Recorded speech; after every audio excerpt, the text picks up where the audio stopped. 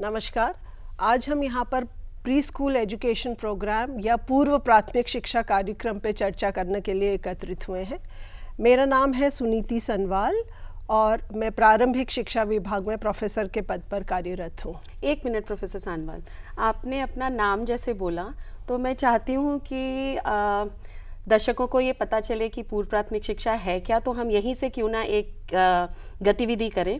तो आप बताएं कि सुनीति में आपके नाम में शुरू की ध्वनि क्या है और उससे 2 शब्द बनाएं। मेरा नाम है सुनीति, मेरे नाम की पहली ध्वनि है स और स से शब्द होते हैं सेब, बिल्कुल सही, संतरा। Very good. अब मैं चाहूँगी प्रोफेसर पद्मा अपना नाम बताएं और यही क्रिया आगे बढ़ाएं। नमस्कार, मेरा नाम है पद्मा यादव। मैं प्रारंभिक शिक्षा विभाग NCERT में प्रोफेसर के पद पर कार्यरत हूँ। मेरे नाम की प्रथम ध्वनि है प और प से होता है पपीता, पायल, पेड़, पत्ता। Very good. मेरे साथियों ने तो बहुत बखूबी ये गतिविधि करी। अब मेरी बारी है, तो मैं अपना परिचय देती हूँ और एक गतिविधि करती हूँ। मेरा नाम रोमिला सोनी और मैं प्रारंभिक शिक्षा विभाग NCERT में कार्यरत हूँ। मेरा नाम रोमिला है और मेरे नाम के शुरू में र की ध्वनि आती है, जैसे र से रोटी, र से रस्सी और बहुत अधिक शब्द होते हैं। बट ये एक झलक थी आपको एक गतिविधि दिखाने की। अब मैं प्रोफेसर सानवाल से चाहूँगी कि वो आगे का कार्यक्रम जारी रखें। ज़रूर। तो ये आपको एक झलक मिली कि पूर्व प्राथमिक शिक्षा कार्यक्रम होता कैसा है। तो हम जब ट्रेनिंग प्रोग्राम करते हैं या जब लोगों से मिलते हैं तो बहुत सारे लोगों के प्रश्न होते हैं प्री स्कूल एजुकेशन से संबंधित। वो जानना चाहते हैं कि किस उम्र में बच्चा स्कूल जाए, स्कूल में क्या पढ़े, स्कूल कैसा हो, माँ बाप उसमें क्या योगदान दे सकते हैं। तो इन्हीं विषय पे हम खुलकर इस आज के चर्चा करेंगे। तो मैं अनुरोध करूँगी प्रोफेसर पद्मा यादव से कि वो बताएं कि पूर्व प्राथमिक शिक्षा कार्यक्रम आखिर है क्या। जी, बहुत अच्छा।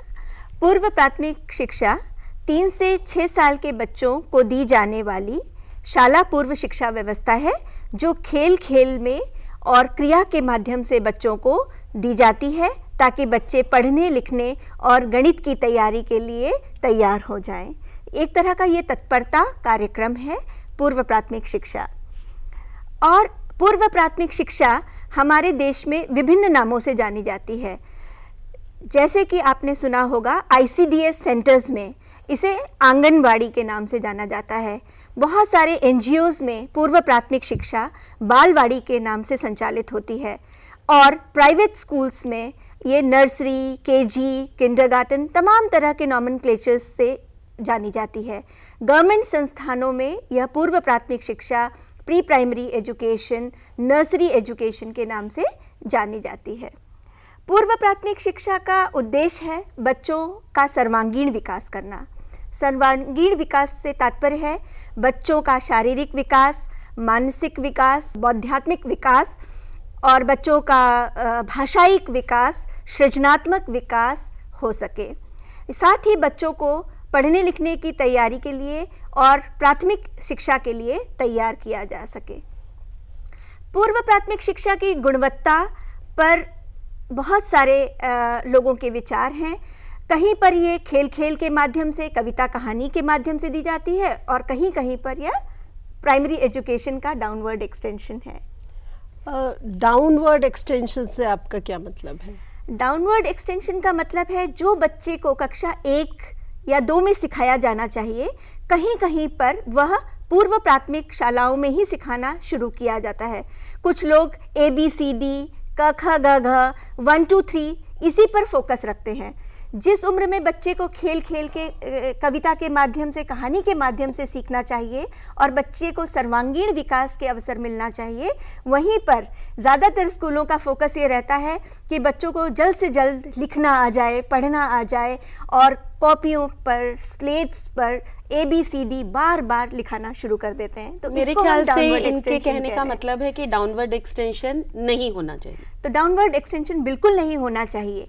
तो ये इतना महत्वपूर्ण है। पूर्व प्राथमिक शिक्षा बच्चों के सर्वांगीण विकास के लिए इतनी महत्वपूर्ण है कि इसके अवसर अगर बच्चे को सही उम्र में प्राप्त हो तो बच्चा खेल खेल में खुशी खुशी पढ़ने लिखने के लिए तैयार हो सकता है। मैं आपसे चाहूँगी कि आप एक बार हमारे दर्शकों को बताएं कि पूर्व प्राथमिक शिक्षा क्यों ज़रूरी है, इसके बारे में रिसर्च क्या कहती है, और विदेशों में भी जो रिसर्च हुई है जैसे हार्वर्ड सेंटर, वो क्या कहता है पूर्व प्राथमिक शिक्षा के बारे में। ज़रूर। जैसा कि आपने बताया कि ये बहुत क्रिटिकल पीरियड है। शुरू के जो 5 वर्ष हैं बच्चे के, ये 6 वर्ष जो है बच्चे के, ये बहुत क्रिटिकल है। और यहाँ पे हम जितने भी नए रिसर्च हुए उससे हमें पता चलता है कि बच्चे का 90% ब्रेन डेवलपमेंट, मस्तिष्क का विकास, ये 6 सालों में, प्रारंभिक 6 सालों में पूर्ण हो जाता है। तो जिस तरह से हम एक मकान बनाते हैं और सबसे ज़्यादा उसमें मकान की अहमियत होती है उसकी नींव, कि अगर नींव मजबूत है तो हम ये मानते हैं कि जो इमारत बनेगी वो भी मजबूत होगी। उसी तरह से जो ये पूर्व प्राथमिक शिक्षा है, ये बच्चे के शिक्षा की नींव है, तो ये मजबूत होना बहुत ज़रूरी है। तो हम समझें कि मस्तिष्क का विकास कैसे होता है। हमारे मस्तिष्क में है हज़ारों, बच्चा जब पैदा होता है तो हज़ारों मिलियंस ऑफ न्यूरॉन्स बच्चे के मस्तिष्क में होते हैं। तो बच्चे को सीखने के लिए ज़रूरी है कि वो न्यूरॉन्स जो हैं वो आपस में कनेक्शंस बनाएं। और वो कनेक्शंस बच्चा कैसे बनाता है, जब बच्चे को खेलने के अवसर, एक्सप्लोरेशन के अवसर, बहुत सारे प्रश्न पूछने के अवसर मिलें, और कोई अडल्ट, भले ही टीचर, भले ही पेरेंट, ग्रैंड पेरेंट, कोई ऐसा बच्चे के वातावरण में हो जो उसके सारे प्रश्नों के उत्तर दे, उसकी जो जिज्ञासाएं हैं उनको शांत करे। तो इसी तरह से ये न्यूरॉन्स के जो कनेक्शंस हैं ये परमानेंट होते हैं, और ये आगे की जो पूरी शिक्षा बच्चा अपने जीवन में हासिल करेगा उसकी नींव होती है। तो इसको, ये न्यूरल कनेक्शंस जो है ये शुरू के 6 वर्षों में बनने लगते हैं। आइए Harvard centre of developing child की एक वीडियो क्लिपिंग के माध्यम से हम इस बात को और अच्छी तरह से समझें।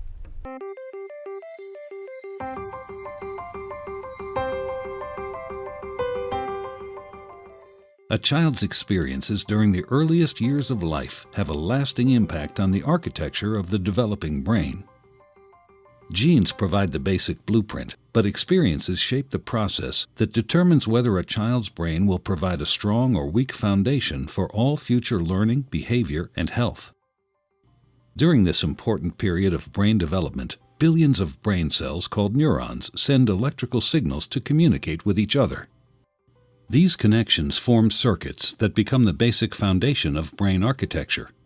Circuits and connections proliferate at a rapid pace and are reinforced through repeated use. Our experiences and environment dictate which circuits and connections get more use. Connections that are used more grow stronger and more permanent. Meanwhile, connections that are used less fade away through a normal process called pruning. Well-used circuits create lightning-fast pathways for neural signals to travel across regions of the brain. Simple circuits form first, providing a foundation for more complex circuits to build on later.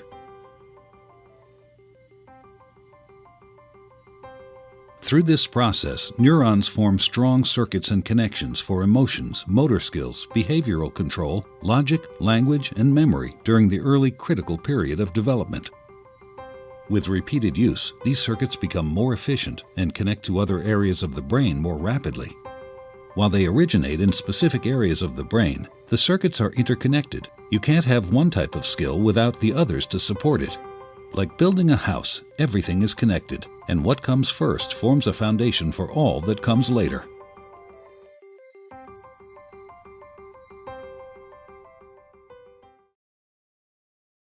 आपने जिस तरह से इस video clipping में देखा कि मस्तिष्क के विकास के लिए ये प्रारंभिक 6 वर्ष कितने ज़रूरी हैं, और उसके साथ साथ जो उनके बच्चे के चारों तरफ जो अडल्ट हैं उनको एक रेस्पॉन्सिव केयर गिविंग की ज़रूरत है कि वो बच्चे से लगातार इंटरेक्ट करें, बच्चे को बहुत मोटिवेशन दें, कॉन्फिडेंस दें और उसके सारे सवालों के जवाब दें। ये हमारे लिए बहुत ज़रूरी हो जाता है।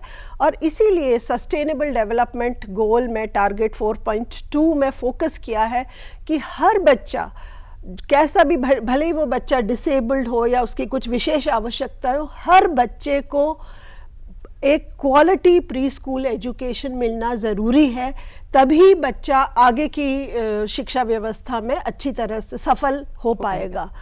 तो ये हमारे लिए रेट ऑफ रिटर्न्स अगर हम देखें तो बच्चे को अगर अच्छी प्री स्कूल एजुकेशन मिली है तो बच्चा जो है उसके एम्प्लॉयमेंट में हम देखते हैं कि वो बच्चा अच्छा करते हैं, उनका आपस में संबंध अच्छा होता है। तो बहुत तरह से क्वालिटी प्री स्कूल एजुकेशन बच्चे को और मेरे ख्याल से फायदा हायर करते हैं। एजुकेशन में जाने की संभावना बढ़ जाती है। ये हमको बहुत सारे जो रिसर्च हुए हैं फील्ड में, उन रिसर्च से हमको पता चलता है।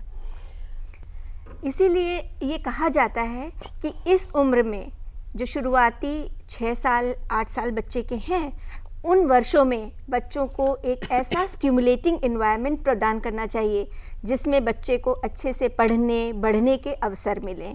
माता पिता ये ध्यान रखें कि बच्चों को अच्छा आहार दें, अच्छा न्यूट्रिशन बच्चों को मिले, इम्यूनाइजेशन समय पर बच्चों का टीकाकरण हो, साथ ही बच्चों के साथ माता पिता क्वालिटी टाइम स्पेंड करें। ये बहुत ज़रूरी हो जाता है प्री स्कूल एजुकेशन में। ज़रूर। तो अब हमने ये तो समझ लिया कि प्री स्कूल एजुकेशन क्या है और क्यों ज़रूरी है, तो हम समझें कि प्री स्कूल एजुकेशन कैसी होनी चाहिए और उसमें क्या पढ़ाना चाहिए। तो मैं आपसे अनुरोध करूँगी कि अगर आप इस बात पे थोड़ा प्रकाश डालें कि आखिर क्या होना चाहिए प्री स्कूल एजुकेशन में। धन्यवाद प्रोफेसर सानवाल। यहाँ पर मैं यहाँ से शुरू करूँगी। जो प्रोफेसर सानवाल ने कहा कि जो ब्रेन के कनेक्शंस होते हैं वो पहले 6 वर्षों में स्ट्रॉन्ग होते हैं। तो जो प्लेवे एक्टिविटीज़ होती हैं, एक्चुअल में जो प्री स्कूल एजुकेशन है वो प्लेवे मेथड और age and developmentally appropriate practices को फॉलो करता है। तो जितना बच्चे को क्वालिटी प्ले एक्सपीरियंसेस पहले 6 से 8 वर्षों में मिलता है, उतने ये ब्रेन के कनेक्शन स्ट्रॉन्ग होते हैं और ये कनेक्शंस डिसाइड करते हैं कि बच्चा कैसे सोचता है, कैसा महसूस करता है और आगे चलकर कैसा सीखता है। तो जैसे कि प्रोफेसर सानवाल ने मुझसे अनुरोध किया कि प्री स्कूल एजुकेशन आखिर कैसे प्रदान किया जाना चाहिए। प्री स्कूल एजुकेशन, जैसे कि मैंने कहा कि खेल प्रधान शिक्षा है और विकास और आयु अनुरूप गतिविधियां इसका मुख्य रूप से जिसको हम कहते हैं मुख्य पेडागोजी एंड प्रैक्टिसेस है।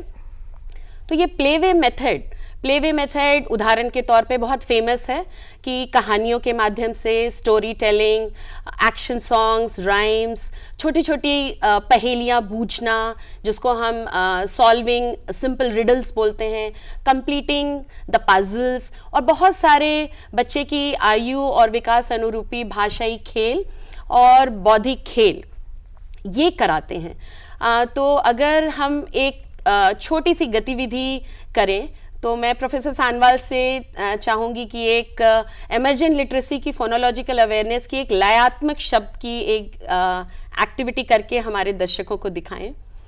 अच्छा, ठीक है। तो हमने जैसे कोई भी एक शब्द चुना, जैसे मैंने कहा लकड़ी, और मैं कहूँ कि आप इससे राइमिंग एक वर्ड हमें बताएं। तो लकड़ी, मकड़ी, लकड़ी, मकड़ी, ककड़ी, ककड़ी, और अब मैं इसको दोहराऊंगी, लकड़ी, मकड़ी, ककड़ी। और इसी गतिविधि को हम एक राइम या एक सॉन्ग के माध्यम से कर सकते हैं। बिल्कुल। जैसे हम बच्चों के साथ मिलकर कविता का सृजन भी कर सकते हैं और बच्चे पीछे पीछे गा भी सकते हैं। तो जैसे हमने बोला, हमने 3 चीजें देखी बाबा, 3 चीजें देखी, बाग में थी एक लकड़ी, लकड़ी पर बैठी मकड़ी, मकड़ी खा रही थी ककड़ी, लकड़ी मकड़ी ककड़ी। तो इसी तरह से बच्चों को छोटे समूह में आप कुछ शब्द देते हैं और बच्चों को प्रेरित करते हैं कि वो छोटी छोटी कविताएं बनाएं, और हिंट देने के लिए टीचर उनको उत्साहित करती है और उनके जहाँ भी बच्चे अटके वहाँ बच्चों को मदद करती है कि बच्चे उस कविता को आगे बढ़ाएं। तो इससे बच्चों की पढ़ाई की तरफ रुचि बढ़ती है और वो स्कूल आना भी पसंद करते हैं जितना हम उनको खेल प्रदान प्रक्रिया से सिखाएं। तो यहाँ पर मैं कहना चाहूँगी, जैसे स्टोरी टेलिंग एक बहुत इम्पॉर्टेंट और रुचिकर क्रिया है जिसे मेरे ख्याल से छोटे से लेकर बड़े बच्चे तक पसंद करते हैं। तो यहाँ पर मैं अनुरोध करना चाहूँगी कि एक स्टोरी टेलिंग की क्लिपिंग दिखाएं जिससे आपको पता चलेगा कि आखिर टीचर को स्टोरी टेलिंग कैसे करानी चाहिए, बच्चे कैसे बैठने चाहिए, छोटे बच्चे आगे, लंबे बच्चे पीछे, कहानी की किताब का उपयोग कैसा करना चाहिए, तो एक क्लिपिंग दिखाएं। रूपा हाथी चिड़ियाघर में रहता था। उसकी एक ब्राउन कलर की दोस्त थी, कत्थई कलर की। कौन सी कलर की? कत्थई रंग की एक दोस्त थी, उसका नाम था चीची चिड़िया। चीची चिड़िया जब चिड़ियाघर के सभी जानवरों को जानती थी। जो रूपा हाथी था वो हर रविवार, हर संडे को छोटे छोटे बच्चों को अपनी पीठ पर बैठाकर चिड़ियाघर के जानवरों से मिलवाने ले जाया करता था। कहाँ के जानवरों को मिलवाने ले जाया करता था? चिड़ियाघर के। चीची चिड़िया उसकी बहुत अच्छी दोस्त थी।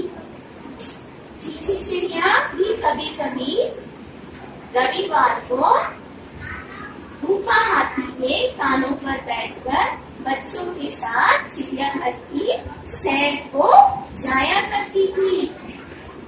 कौन था रूपा हाथी का दोस्त सबसे अच्छा?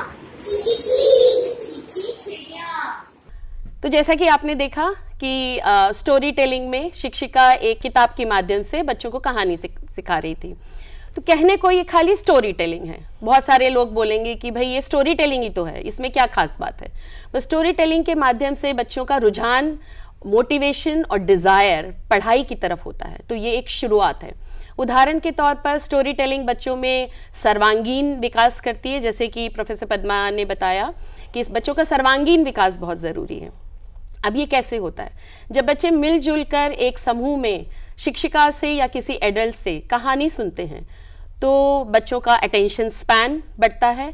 किसी भी गतिविधि के लिए 10 से 15 मिनट स्थिर होकर बैठना और शिक्षिका या एडल्ट को सुनना अपने आप में एक गतिविधि है और एक ये अर्ली लर्निंग आउटकम कहते हैं। बच्चे समूह में मिलजुल कर काम करना, बैठना सीखते हैं। जब शिक्षिका कहानी की किताब पर प्रिंट पर बाएं से दाएं की तरफ उंगली फिराती है या ऊपर से नीचे तक प्रिंट पर उंगली घुमाती है तो बच्चों को ये समझ में आता है कि that print has some meaning, writing has some meaning, writing कुछ कह रही है। इसी तरह से बच्चे शिक्षिका को सुनने के लिए तत्पर होते हैं। कहानी में बीच बीच में शिक्षिका जब प्रश्न पूछती है तो बच्चे, ये पता चलता है कि बच्चे कितनी तल्लीनता से शिक्षिका को सुन रहे हैं और प्रश्नों का उत्तर देते हैं, साथ ही प्रश्न करते हैं। तो they learn to ask questions and as well as answer the question. Similarly धीरे धीरे बच्चे कहानी को प्रिडिक्ट करना सीखते हैं कि अब कहानी में आगे क्या होगा।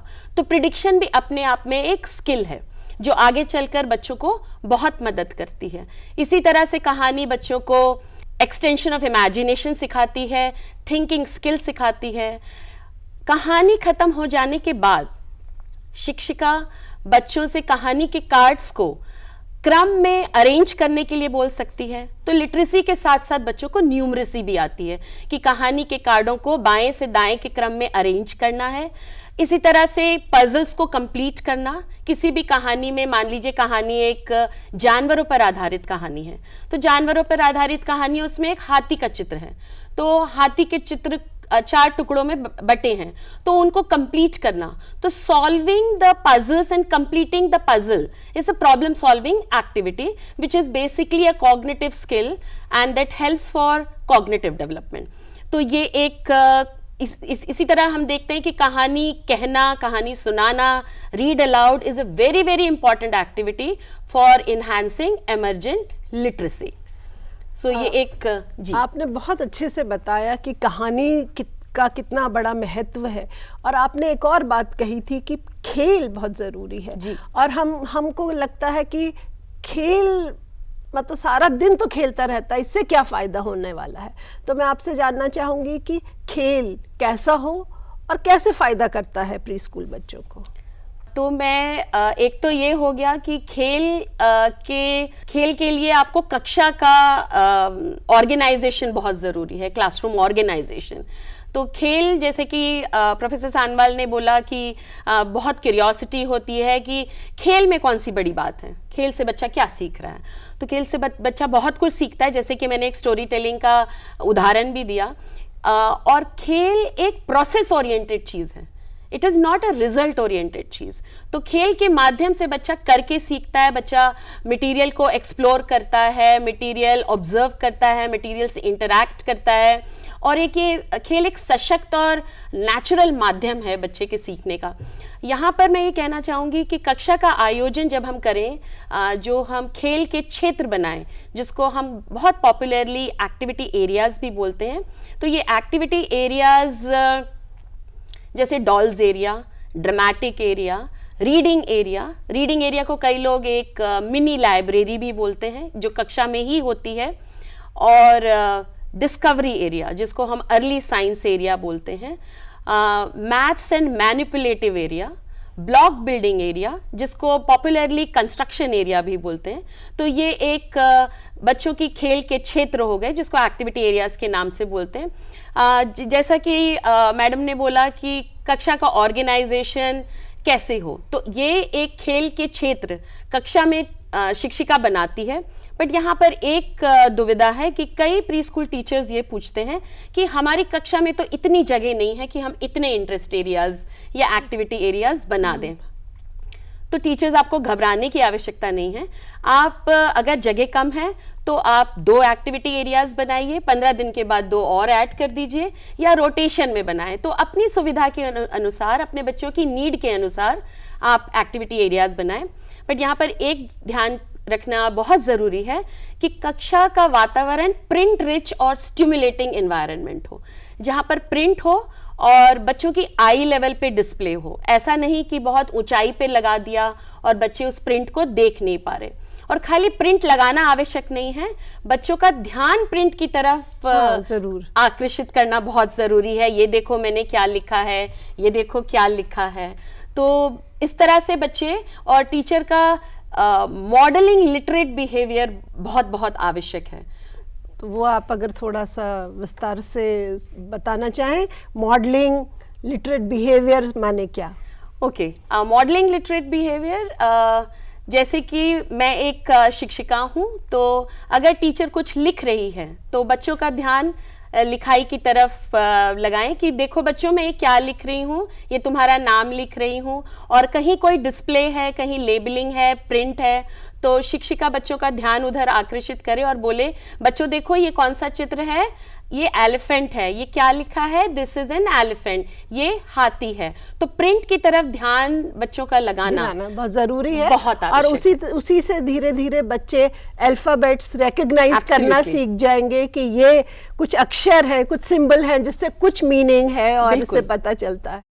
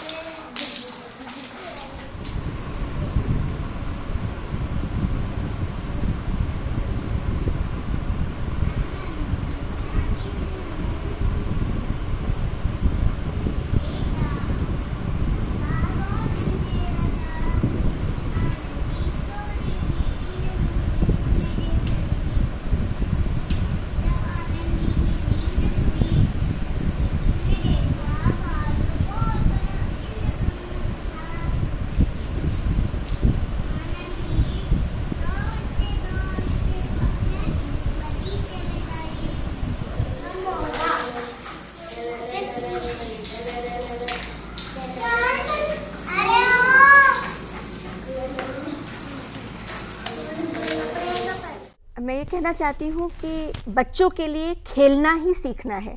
हाँ। वो खेल के माध्यम से ही सीखते हैं। तो जो भी गतिविधियां अभी आपने चर्चा की हैं, आप देख रहे होंगे कि इसमें बच्चों का फिजिकल डेवलपमेंट हो रहा है, क्योंकि बच्चे फ्री प्ले एरिया और आउटडोर प्ले एरिया में खेलते हैं, तो उनके लार्ज मसल डेवलपमेंट होती है, उनकी फाइन मसल डेवलपमेंट होती है, जिससे बच्चों की छोटी मांसपेशियों का जब विकास होता है और आई हैंड कोऑर्डिनेशन होता है, तो वो लिखना और पढ़ना आसानी से सीख जाते हैं। इसी तरह जब आपने बात की कहानी और कविताओं की और जो एक्टिविटीज़ अभी हमारे यहाँ हुई हैं, उसमें देखने को ये मिलता है कि बच्चे का भाषा का विकास बहुत तीव्रता से होता है, True. उसकी वोकैबुलरी डेवलपमेंट होती है, और वो जब शब्दों का प्रयोग करता है तो उसका शब्द भंडार निखर कर आता है, क्योंकि उसको अवसर मिलते हैं अनेकों अनेक शब्द सुनने के, बोलने के। जब हम ये सब क्रियाएं करा रहे होते हैं तो एक असेसमेंट भी बहुत ज़रूरी है कि हम कैसे जानें कि बच्चा सीख रहा है कि नहीं सीख रहा है। तो क्या कोई ऐसी एक्टिविटी, कोई ऐसा इंडिकेटर है जिससे हमें पता चल जाए आसानी से कि हाँ बच्चा सीख रहा है? बिल्कुल सही बोला। ऐसा नहीं है कि असेसमेंट से कई बार लोग घबरा जाते हैं कि असेसमेंट कोई पेपर पेंसिल टेस्ट नहीं है, तो ये खेल के माध्यम से ही होता है। जब बच्चे कर रहे होते हैं तो बच्चों को ऑब्जर्व करते हुए हम देखते हैं बच्चे कैसे खेल रहे हैं, बच्चे कैसे बोल रहे हैं, बच्चे कैसे क्रेयॉन्स पकड़ रहे हैं। तो खेल खेल में ही हम जानते हैं कि बच्चे कैसे सीख रहे हैं। इसमें एक बात और ज़रूरी है, माता पिता का इन्वॉल्वमेंट, माता पिता का सहयोग बहुत ज़रूरी है। स्कूल में जो कुछ भी सिखाया जा रहा है उसको सुदृढ़ यदि करना है तो माता पिता को भी मालूम होना चाहिए कि स्कूल में क्या हो रहा है। और ये भी हम अक्सर सुनते हैं कि माता पिता ये मांग करने लगते हैं कि हमारा बच्चा लिखना नहीं सीख रहा है या ABCD पहचानना नहीं सीख रहा है, तो उसने क्या सीखा। तो ये भी बहुत ज़रूरी है माता पिता को समझना कि ये तो बच्चे को अपने आप, अगर आप खेलने के अवसर देंगे तो ये अपने आप आ ही जाएगा। यस। तो आज हमने जाना कि प्री स्कूल एजुकेशन होती क्या है, वो उसको कैसे दिए जाना चाहिए और वो क्यों इतनी ज़रूरी है कि बच्चा अपने आगे आने वाले सालों में लगातार उन्नति करे और सफल विद्यार्थी बने। नमस्कार। नमस्कार।